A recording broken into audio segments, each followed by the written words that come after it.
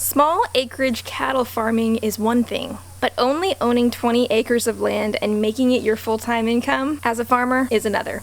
Coming up next is 20 Minutes with Luke Groce of Groce Family Farms. He talks with us about how he went from produce to pig farming for profit, and now raises over 6 species on a pasture-based system, delivering to 150 customers per month in his meat CSA program.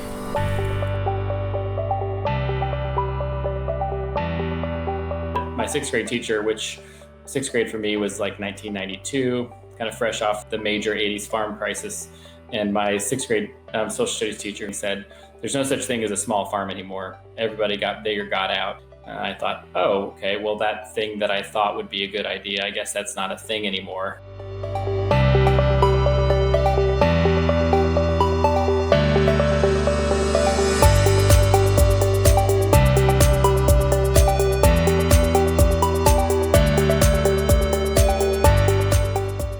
Okay, so can you just give us an overview of Groce Family Farms as it stands this very day? Sure. So as of right now, we raise 6 species on a given year of livestock on pasture. We raise pork, chicken, beef, turkey, duck. We raise and sell meat direct to consumer in the Louisville, Kentucky area. And we sell first and foremost to a meat CSA. And we have about 150 members or so in that program. And then we have a number of restaurants, grocery stores, buying clubs. We sell wholesale too. And kind of our third market stream is this small farmers market that we use and we go to once a week. And it's year round. And we use it as a drop site for our CSA and for also chefs who want to pick up there too. So that's what we raise and how we sell it and who we sell it to. When did you start? When was this all founded? My wife, Catherine, and I started farming. This is our 11th year farming on our own. On our 5th year, we started raising pigs in addition to vegetables, which was our main deal. And then 2 years later, we realized that we loved raising animals so much, so we were just going to cut out all the crops and do exclusively animal for meat. Now we're in our 5th or 6th year doing all animals. Did you initially set out to make this a full-time, or did you expect it to be sort of part-time supplementary thing? Yeah, so we haven't had any off-farm income for, I guess it's been about 5 years. And it was always the goal from pretty much from the beginning. We thought we wanted to make it that, and that's what we were trying to do. And we were raising vegetables. We always had some form of off-farm income for those first 5 or 6 years. Since we've lived on this property and been raising animals exclusively, we've pretty much been full-time with no off-farm income. So what acreage are you working on right now? So we own a 20-acre farm here in southern Indiana, and we have kind of beg and contract out and borrow land across the neighborhood right now. We've got about another 30 or 40 acres where we have some grazing rights this summer. And then we have another farm where we have another farmer who contract raises some of our chickens for us on his pasture. And they start a life out in our brooder, and then they move out to his pasture. So he raises every other batch of chickens on his land. So we have access to his land, and he kind of works under our label, and all the chickens we maintain ownership of. So it's a collaborative arrangement that's kind of different from renting ground, but it works out really well for both of us. And it's one of the ways we've been able to kind of bat outside of our 20 acres. You are basically making this your full-time on 20 acres of owned land, and then 30, 40 That's right. of begged, borrowed, hopefully not stolen land. I actually did not understand about your farm that you are working on sort of that micro acreage, and then you worked creatively to find the other resources you needed. Yeah, we did rent another 12 or 15 acres of pasture one year, and we came back to just our 20, and then we started that relationship, and then this year we got that extra grazing grounds. And we're looking to maybe buy some adjacent property to us. But yeah, the 20 acres definitely feels tight, especially since we want to increase our grazing ruminants, which before we were doing sheep, and now we kind of moved to doing exclusively cattle in that department. We'd like to have more ground, and we're thankful to have what we do have right now. Yeah, I'm going to ask more questions on that in a minute, but to backtrack a little bit, so you started 11 years ago, and for 5 years you've had no off-farm income. What was sort of the evolution? You started with vegetables. How did it go from there to a profitability level that could sustain yourself and your family?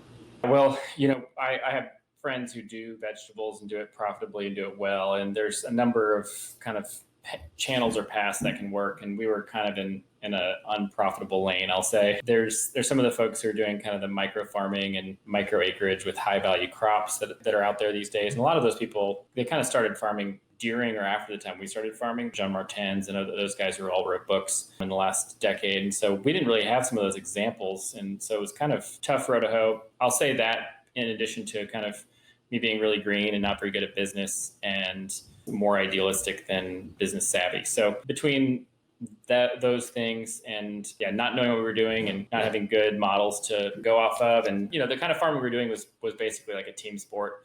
We're trying to do it by ourselves, and it just really wasn't working out very good. Is a short way of putting that 6 years we were raising vegetables. Then I started kind of getting into some of the possibilities ecologically with raising animals on land and how they can, essentially they're doing a lot of the weed management and harvesting for you of the forages on the ground. So I like the idea of that ecologically, and I could imagine a world in which that could make sense economically. And, got into some Joel Salatin YouTube videos and books and kind of continue to move forward with a vision for what our farm of the future could look like. We had twins after our 4th year of farming, I think it was. And I was sitting there, like taking one of my wife's overnight feedings, and I was holding 2 bottles of breast milk in my right hand. And there was a twin in each, like the crook of each knee.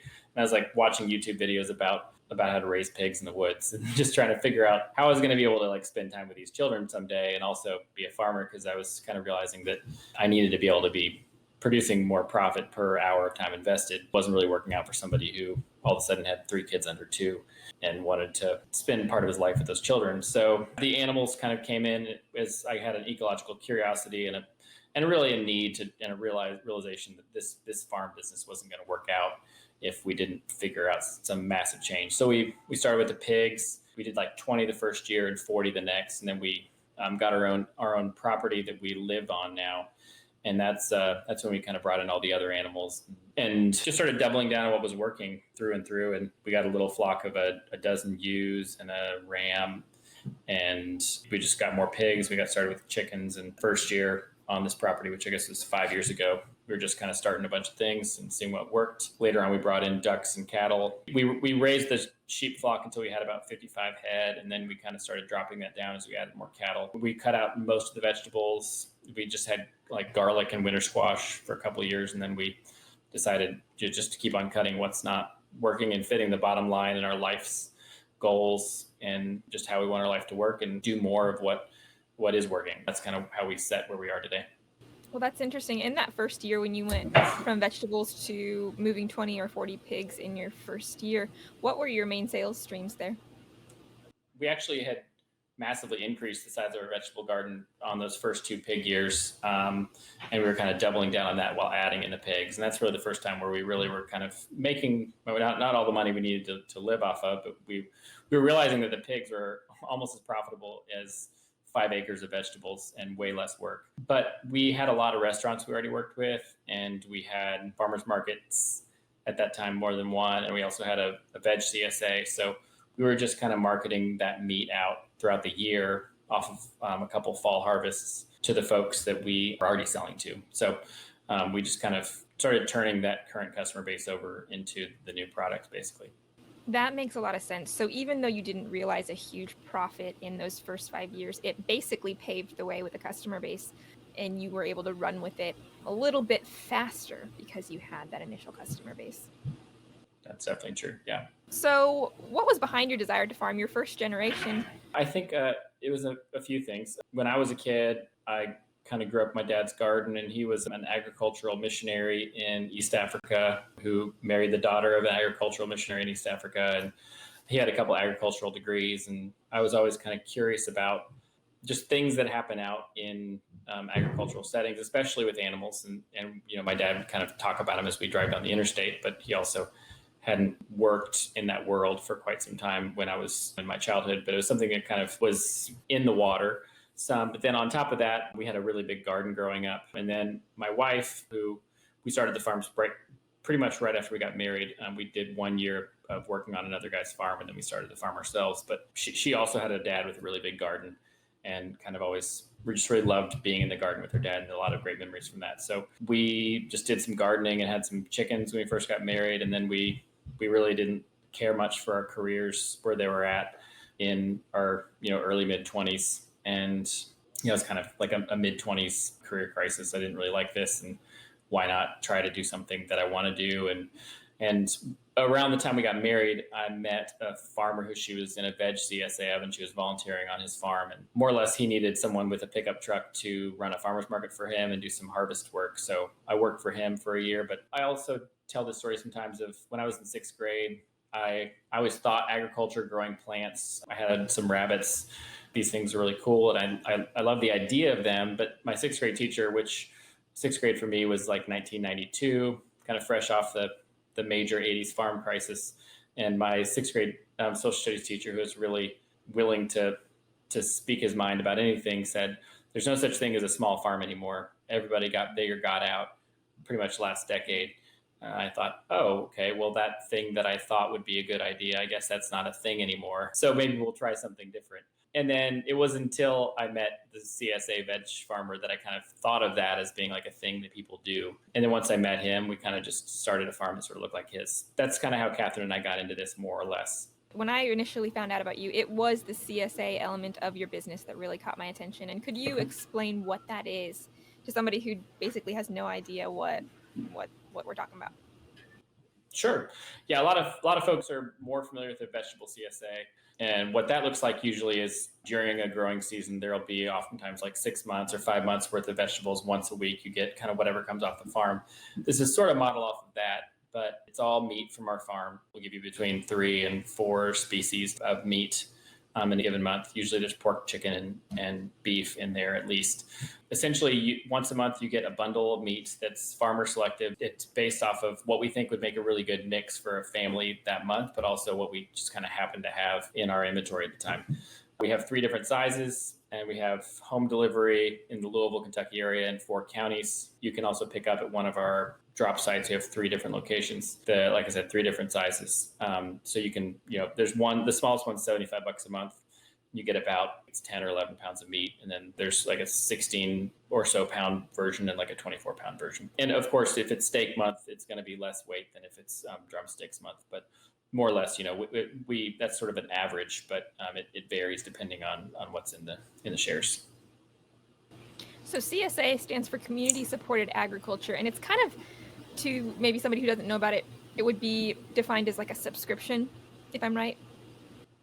Yeah, and we kind of struggled about whether to use that term. People who kind of buy direct from farmers are oftentimes, but not always, familiar with it. It's a meat of the month subscription program. I mean, there's different kind of ways you can kind of pitch it out there to people. And yeah, we kind of try to not get hung up on the name, but really try to sort of make sure people understand what we're offering. Once they kind of get used to it and realize that meal planning is no longer a big problem for me. Instead of what am I going to make this week, I just look at what I got this month in the freezer, and I got all my meal planning taken care of. I know I'm going to have spaghetti at least once, and we'll have steak night, we'll have wing night, et cetera, and they can kind of work off of that. We're trying to meet people out where they want to be with convenience and, of course, quality, but also just kind of the possibility of making their lives easier in a few ways.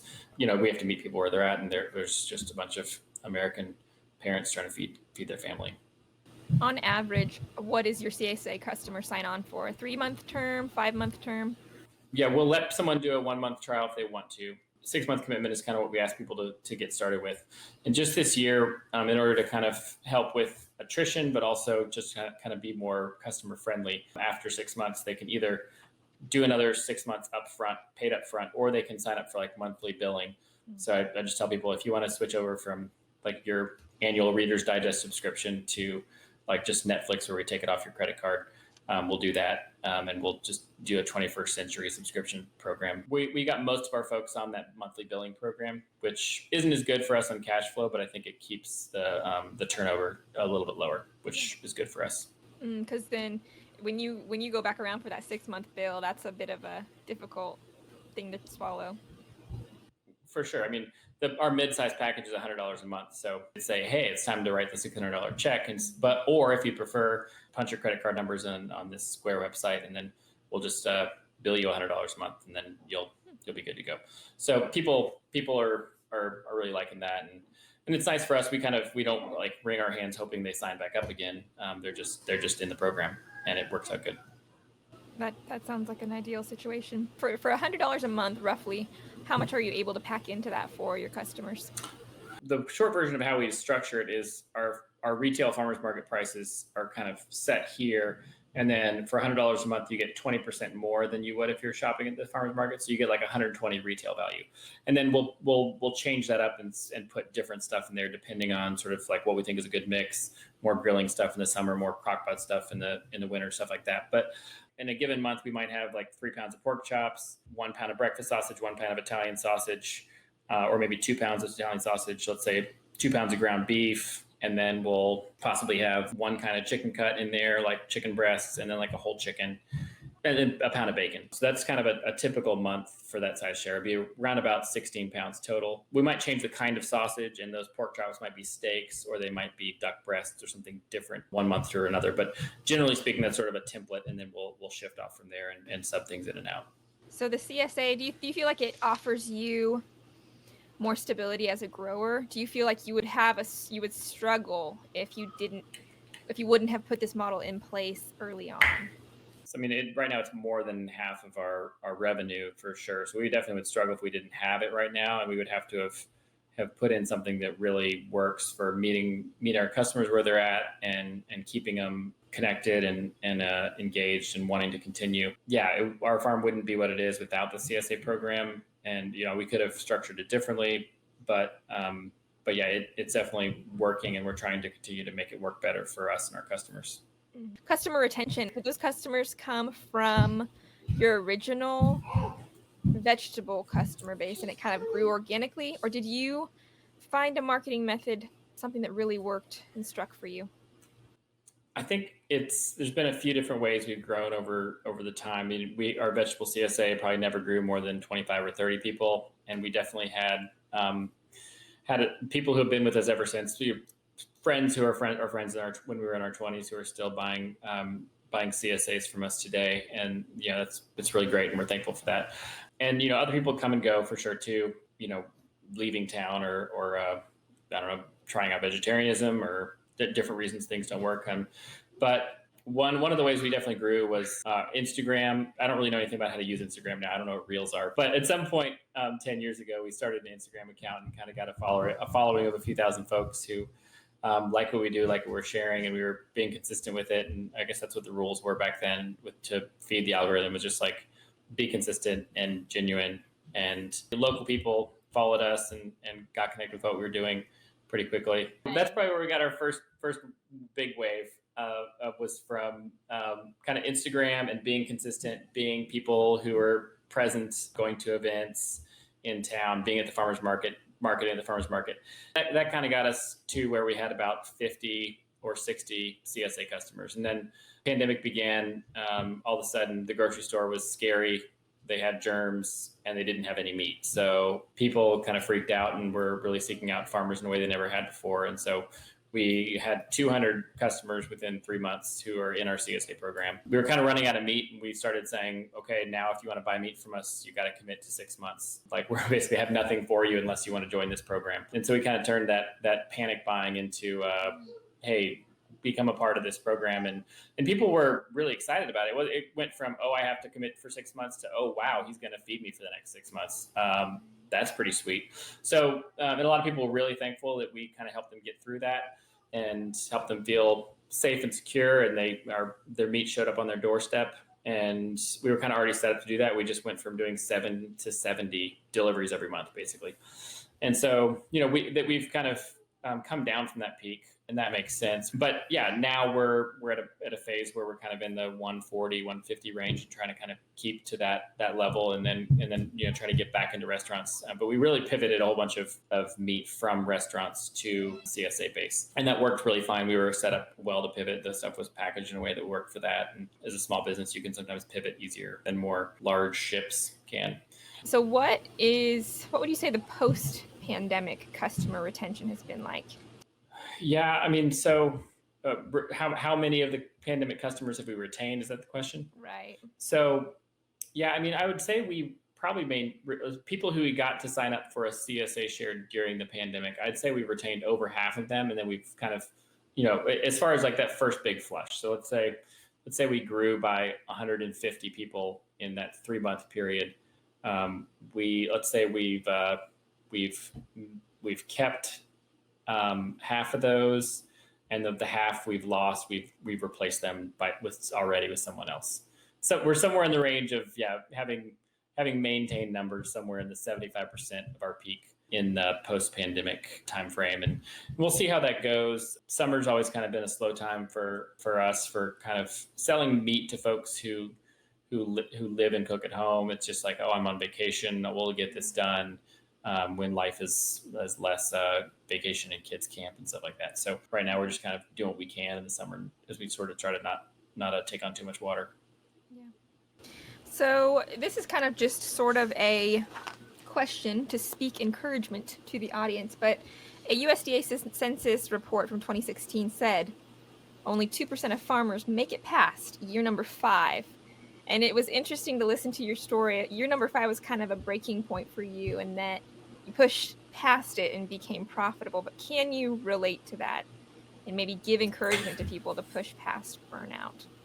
I know a lot of folks who have had that 2 to 4 to 5 year journey and decided it wasn't for them. I think I would say that if you put it in and you kind of figured out that you don't love it, that you don't have to do it. Quitting is for people who want to win at something else. If you just love this lifestyle, if you've tried it and it's great, but some aspect of the marketing or the financial pieces, or just finding land access. I mean, you kind of when you're coming up to a bottleneck, I mean, get in the habit of figuring out how to make your way through it and past it and smash it.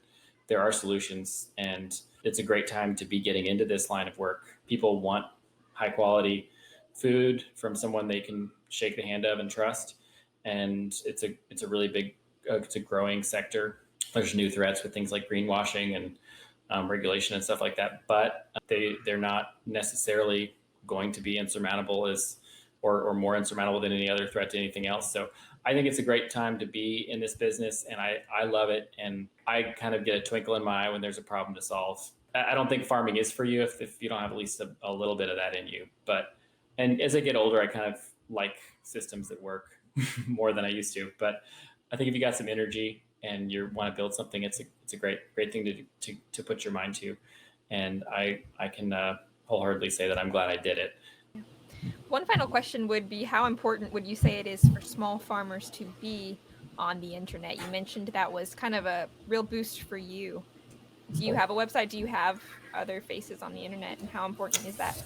Yeah, I mean, I think in our context here in the United States, I think it's really, really important. We got a pretty big following on Instagram. I mean, I don't know what anybody thinks of as being a big following, but we might have like 5,000 people that follow us on there and a couple thousand on Facebook. And it's great to know we can reach those people and kind of, make them. I kind of think about it as we're providing continued access to transparency to our current customer base and sort of, just providing a story to some people who want the story, and some of those people who are just kind of there for the story. Maybe it'll take them a pandemic or something happening in their lives where they'll go from I'm here for the story to I'd also like to feed my family this meat. But I think that those are really valuable tools, but not as important, I think, is, just having a website where you can actually sell your product and people can find you, one that looks good and just well thought out design where people can flow through. And there's essentially a story being told that involves them, how they can see connecting with you and your product as being a way of meeting their own goals, and, pictures and words and the flow of the pages can tell that. And then you just want to be able to have a really easy path for them to put their money into your bank account when they do decide that that's the thing that they want to do. Yeah, I agree. I think that we're in a time and place where people are Googling groceries. Yeah. So there it is, straight from a successful market farmer's mouth. We need to have websites for our farm businesses. And if you click on the link down below, I will send you a 10-step site building worksheet so that you can get started on doing just that. Thank you guys so much for watching, and I look forward to seeing you in the next video.